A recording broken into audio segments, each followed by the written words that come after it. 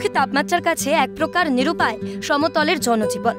তিলোত্তমায় তাপমাত্রা 50 বছরের record break করেছে। বাঁকুড়া, পুরুলিয়া তাপমাত্রার পারদ 40-এর ঘরে। সর্বত্রই প্রাণ ওষ্ঠাগত।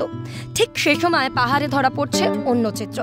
ক্যালেন্ডার অনুযায়ী এখন সর্বত্র গ্রীষ্ম, যদিও শৈল শহরে সমতলের তুলনায় ঠান্ডা।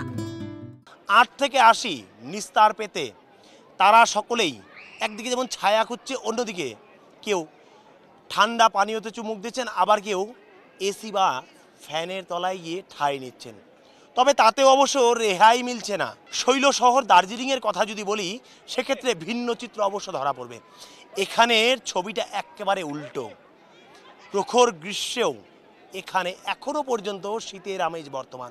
আমার বাংলাদেশের সবাই আমার ছবি দেখে বলছে যে মানে আর সহ্য হচ্ছে না ওখানে, মানে এই গরমে 42 ডিগ্রিতে তুমি এখনো জ্যাকেট পরে ঘুরছো, আর আমরা এসিতে থেকেও শান্তি পাচ্ছি না। हम लोग आए ही इसीलिए वेकेशन करने, हम लोगों को वही चाहिए था, मतलब थोड़ा कूल सा वेकेशन चाहिए था। हाँ, इसीलिए मतलब एकदम नॉर्मल एसी चल रहा है लग रहा है। हाँ, विदाउट लाइट्स वगैरह हर चीज़ नेचुरल एंजॉयमेंट हो सकता है।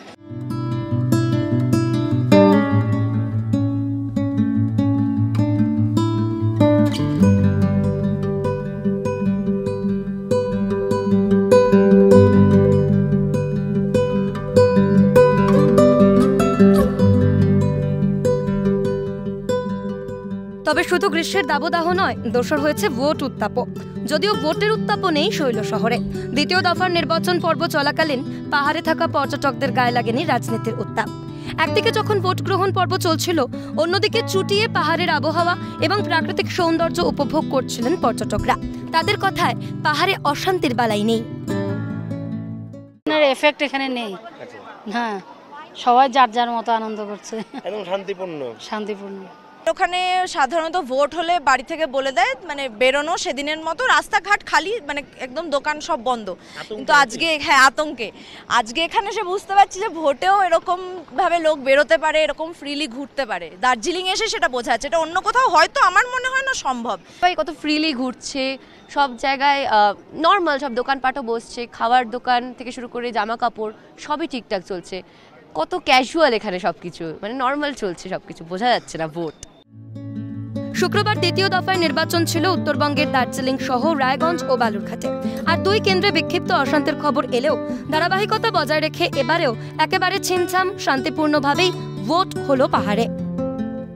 দার্জিলিংয়ে বিশেষ করে শৈল শহরে এতটাই শান্তিপূর্ণভাবে ভোট গ্রহণ পর্ব চলছে যে সাধারণ মানুষ, এমনকি পর্যটক, তারা বুঝতেই পারছেন না যে এখানে ভোট গ্রহণ পর্ব চলছে। অবাধে যাতায়াত চলছে, পর্যটকদের অবাধে বিচরণ করছেন এই দার্জিলিং অর্থাৎ শৈল শহরের বিভিন্ন প্রান্ত।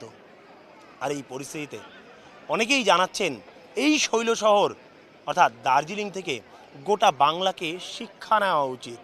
ভোট এমনই হতে হয়, অশান্তি নয়। দার্জিলিং থেকে ক্যামেরায় সৌমেন্দু মজুমদারের সঙ্গে তাই সার রিপোর্ট, ক্যালকাটা নিউজ।